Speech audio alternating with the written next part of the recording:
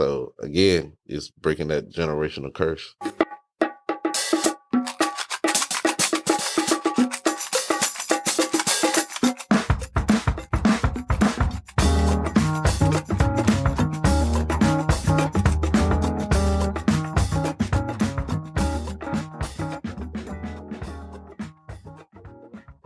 Hello and welcome back to CocoaPod's podcast.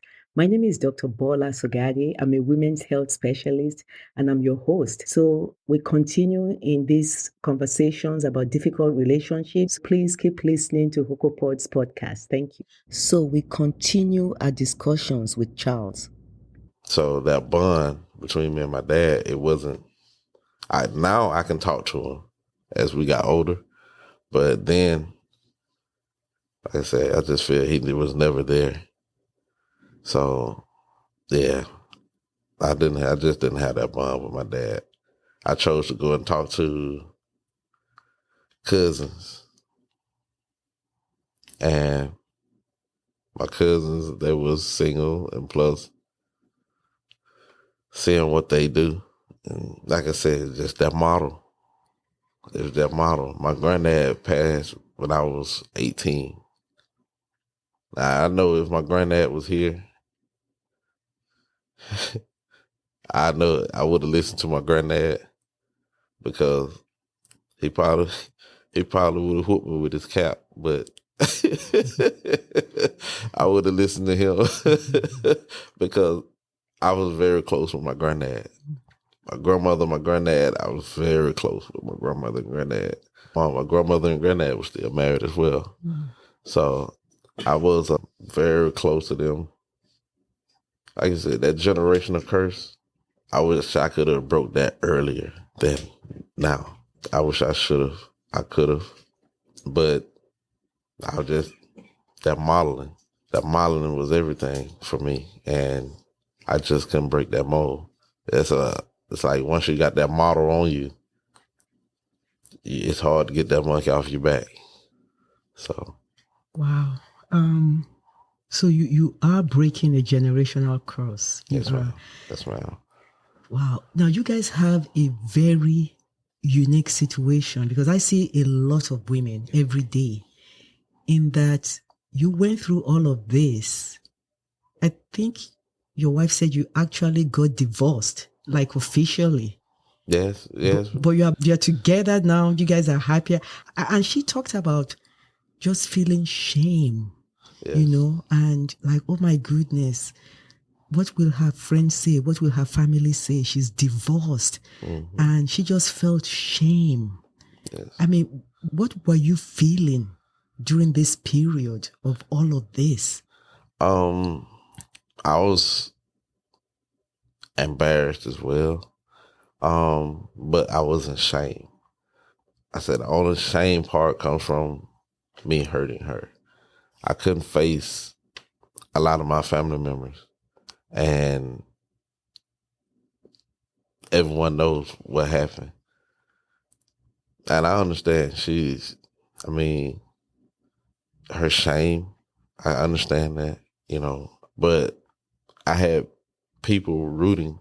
At the time I found out, I had people rooting for our divorce. So, and that was some family members.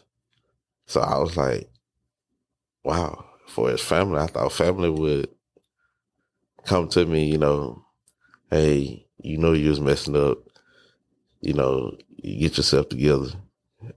I didn't have that. I didn't have that. I have a close friend, like a buddy of mine. That's like my brother. He called me. My biological brother, he called me. And I had one cousin that was calling me, telling me, hey, we all mess up, but it's what you do afterwards. If y'all gonna divorce in a good state of mind. Don't divorce in a conflict situation. And I was telling, like I told him, I said, man, I don't want a divorce. So, and my brother, he was like, well, what you gonna do to fix it? And my cousin, he told me, he said, listen, This is gonna be the hardest part of your marriage. Is trying to make this thing work. He said, man, is those who choose to fight and those some that choose not to. You choosing not to. So he said, cause fight. He said, man, I don't want to see y'all divorce because that's your light. She is your light. Don't let that light go dark. So I love my cousin for that. He's a good guy, a great guy. And I took that. And he's younger than me. So I took that and I ran with it. My mom, like I said, my mom and dad still married. My grandmother, my granddad still married. How would it no, I'm not getting a divorce. I'm gonna choose to fight. And I ended up talking to my dad about the whole situation. And he was like, I've been there and done that. So I feel if I would have had that talk with my dad earlier, we never would have been through this whole situation. Like I said, I didn't have that talk with my dad. I didn't have that. I talked to everyone else besides my dad. And I just feel I should have talked to my dad before I went to everyone else. But it is over the years, I never had that bond with my dad like that. So I always had other people to try to call. But my cousins, like I said, I talk to them every day. And he always told me, I'm going to call you. He told me, literally, and he did it. He called me every day. What you did today, cuz? And I broke him down, walked him down with everything I done. He said, cuz sometimes you got to do a little bit more. Because now you got to gain her attention back. Y'all was going to get a divorce. That means a divorce, it was over. There was no fixing. So now you trying to fix it. You trying to fix your marriage. He said, man, you can't half step. You got to go all the way. You got to you got to kick the doors in. So, and that's what I chose to do. I chose to stay in. I chose to fight. Like I said, still to now, I still have family members that still want us divorced. But I'm not going to give them that. I'm going to show them that God can work in mysterious ways. And I am a changed man. And I choose to walk in the way that God wants me to go. So, and by me walking in that way, I'm choosing to walk with my wife. So we're going to fight to the end.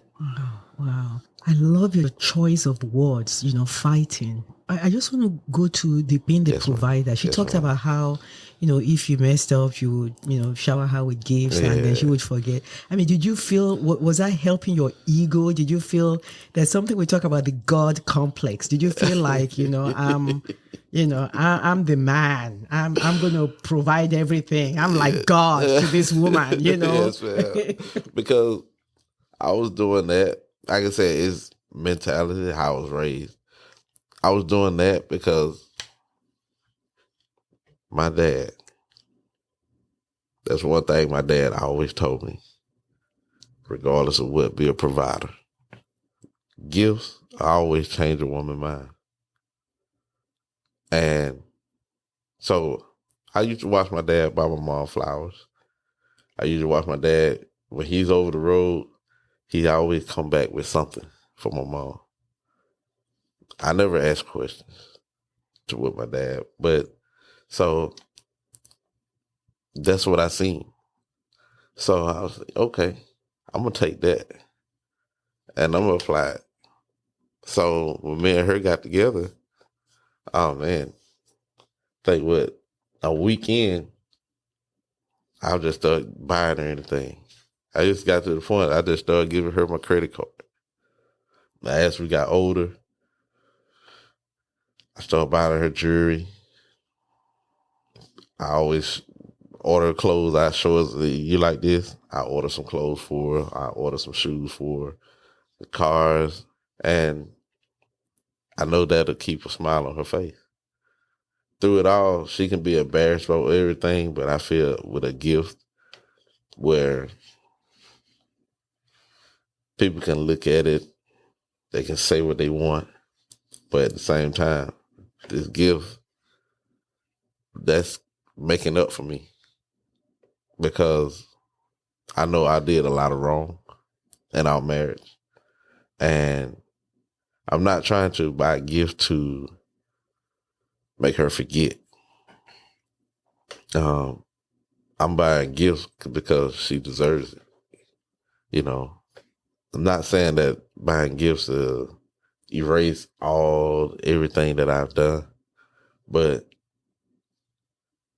I want her, if she gonna walk out there and be shamed, she gonna look good doing it. So, and the gift, that's where the whole gift thing's coming from. I'm a giver regardless. I'm a giver at heart. And that's what I stand on. But did that make you feel like, what did that do to you? It's an ego. It's an ego. If she leave me today, I said, I always told her, I said, if you leave me today, I said, I don't think it'd be hard finding a man that'll do that. That'll buy you gifts before he buy himself a gift. And that's how I looked at it. That's how I always thought of it. I said, my goal is to make it hard for the next man. He got to be 10 times better than me. Wow. That's how I see it. I'm going to make it hard for the next man. Wow. Now, let me ask you, if this had been reversed, like if she had been the one that, stepped out of the marriage and got with another man that gave her more, for instance, how would you have reacted to that? Oh, man. That's what she asked me that before. And I told her, I said, oh, man, I got to go work some more. But would you be angry? I mean, would you be jealous? I would be jealous. She know I don't have a jealous bone in my body, but at that, I would have been jealous. Very jealous. It would have made me step it up even more. Instead of buying smaller things, I probably would have went bigger. Probably, oh man, I would have been broke. I'll tell you that much. Because now it's feel like we're in competition. So, yeah. Oh man, I don't think about it, but yeah, if she would have, I mean, whoever she choose, I still would have been happy with it but I would have fought. I would have made it hard for him. Like I said, I know he's doing it, but I already have a heart. So the competing part, I wasn't worried about. I know who she was going to be with. So it's just a confidence thing for me. Like I said, another thing, my ego. I have a big ego where I feel there's no other man that could compete with me with her love. He can buy her this, buy her that, and buy her this, but he don't have a heart. I have a heart. And I'm not gonna let that heart go. So I'm gonna applaud her, but I know she's not gonna stick with him because those gifts, you can shower someone with gifts, but you can't shower their love. Like I said, I had her love. I had her heart. He doesn't. So that's what made it a little bit more easier for me because I know she loved me. And she'll never, no matter what, we're going to always love each other. So, but I wasn't worried about another man though. Wow. It's funny how the men are not worried about another man, but then the women are worried about another woman.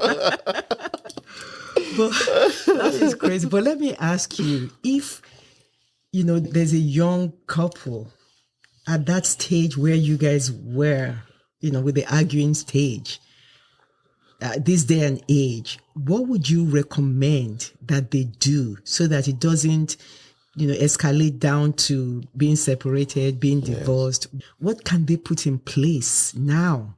Once they see that they're arguing all the time, they can't get along, they don't seem to be able to stand each other. Mm-hmm. I feel they should come together and talk. But they can't stand each other. They don't. Yeah, they're not seeing eye to eye. They have to put their differences aside, especially if they have kids. You have to put differences aside to be able to talk as an adult, because arguing, you see, is not getting nowhere arguing. So someone had to be the mature one to, okay, let's do this. Take it a different approach. Because, like I said, with the clashing, it'll never work. It'll never work. Because I'm mad at them for doing this. I'm mad at him for doing this. And she's mad at him for doing this. And he's mad at her for this. And they're going to always argue. Always, you did this back then, you did this back then.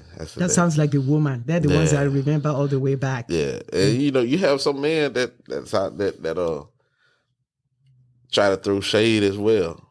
But throwing shade only stir up the fire. It don't put the fire out, because now she's trying to outdo him. Well, you remember you did this and this? Like I said, it never works. So I feel marriage counseling works, but you got to give it 100%. You have to be 100% honest. Honesty goes a long way. You have a lot of men that's not honest, and you have some females that's not honest. Honesty goes a long way in a marriage. You respect each other more, but you just have to try to work it out, talk to each other. Don't like the arguing. The arguing only pushes a marriage further and further away. So you want to get it to the point where you're bringing each other close and closer, more and more in. Because you got two different egos, two different personalities, and you try to make it as one. Marriage is a teamwork. So if you're not willing to work as a team, it's going to be hard. It's going to be hard. So I suggest marriage counseling, try to do more and more things together. Come together, look at the kids. Your kids in the room will make a difference. Because the arguing and going back and forth, that the child sees that. He's going to mimic that. Like, regardless of what, kids mimic that. Okay, you feel that that's part of a child's upbringing, of seeing his parents going back and forth. So he feel when he get older, he got to do the same thing. That's what makes his relationship work when it don't. So again, it's breaking that generational curse of trying to get the one up on your wife or on your husband. So sitting down, grown conversation, change the narrative. That's what I'll tell any married couple that's going through anything. Change the narrative. So man, there's so many things, there's so much out there. There's books you can read. There's marriage counseling. There's pastors that's willing to talk to you. I talk with my uncle. He's a pastor. there's a couple more pastors that I talked to.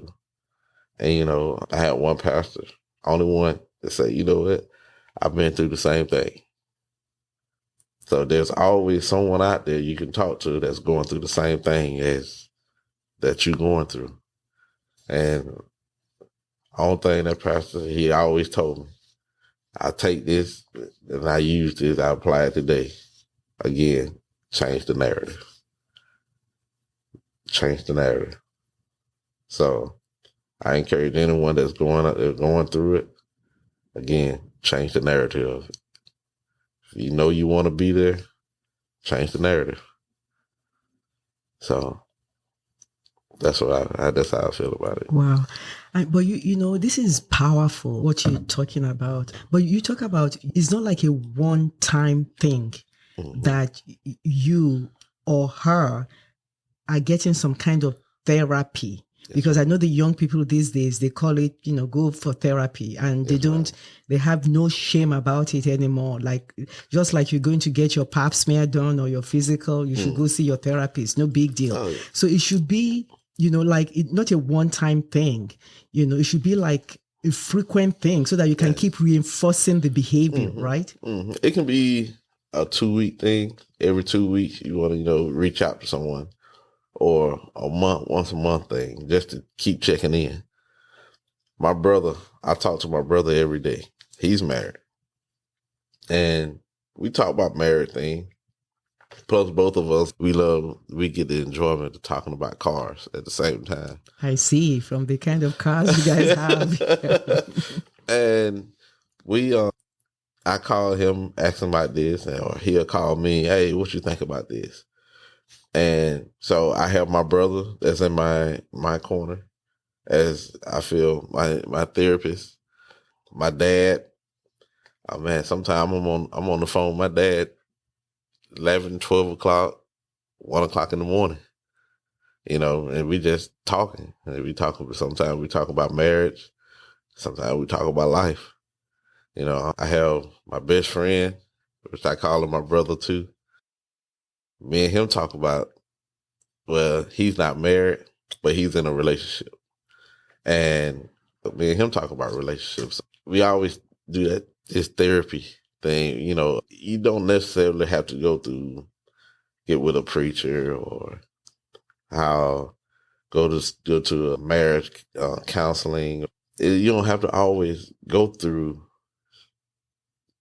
Well, I say it like this. My approach is not for everyone. You have to choose your own approach. I just choose to get with people that are married, that have successful marriages, and talk with them about situations instead of talking to someone single. Someone single gonna be like, come on out there with me. They don't care. But another married couple is gonna be like, okay, don't step out that way. Go this way. And I choose to follow the married couple more than the single. So, man, it's a mindset that you got to have when you're married. I said the devil, he works in mysterious ways, just like God works in mysterious ways. The devil works harder because the devil knows what you like, knows what you want. God knows what you like and knows what you want. But the devil's going to work harder to try to get you to break that covenant. So you have to walk in the way the Lord wants you to for us being married, because it's hard. It's hard. It's hard. So, yeah. Wow. You know, thank you for that. You know, I just wanted to circle back to, you know, when you were young, the pastors, we didn't have that effect on you. And now, as an older person, you're able to relate with people that are actually making change. And there's also a place for professional counseling. You know, so even though you've surrounded yourself with different levels of counseling experience, Yes, ma'am. there's also a role for professional counseling. So, and you did mention that at times people might have to go to marriage counseling, Yes, but ma'am. you can individualize it for Yes, yourself. ma'am. Yes, ma'am. Yeah. Yes, ma'am. You have to make it where it works for you. Like I said, my way may not work for them, but you have to look at a way that'll work for their marriage. Like I said, we're going through our ups and downs. Marriage counseling, professional marriage counseling, pastors. I did everything, but I feel our biggest counseling was me and her counseling each other. So, and that would help. That would brought us closer because we counseled out each other. We talked to each other and just poured out to each other. So, and I feel that's where the counseling first start. You have to put down self-demons and you have to get rid of those. The selfish, the self. It's not about self no more. It's a us. So you can't worry about the whole me. And that's what a lot of marriages get messed up with. It's me. No, it's us. So my account is her account. I'll ask her about her account. You mean financial account? Yeah. Oh, of course. Yeah, so I look at it, it's a us thing. We do everything together. Something that she does, I don't like to do, but I know like I said, I'm big on cars. She willing to deal with me talking about cars, buying cars, working on my car, and doing things like that. I said, man, I'm open to doing things with her as well. So I just had to put that selfishness to the side and just, you know what, let's do this. I'm going to compromise with you because she sit there all night. I put it on TV and watch racing all night long. And she in there trying to sleep, and I don't think she hear vroom, vroom. And she'll wake up and look at me, just shake her head. And I just feel she deal with me doing that. Oh man, I got to deal with her with whatever else she want to do. Wow. I'm just so glad that you talked about just all the different ways for, we talk about married couples, but for anybody really in serious relationships, like Yes, surround yourself with people that can give you good advice, good counseling, and check in on a regular basis. Yes, that's what you're saying. Yes, ma'am. Yeah. Yes, ma'am. Like I said, it don't have to be a counselor. It can be family members. Other married couples. Like I said, any counseling can work. Like I said, me and my brother, we talk almost every day. But if we don't talk every day, we're going to call each other at least once a week. In our upcoming episode, we talk more with Charles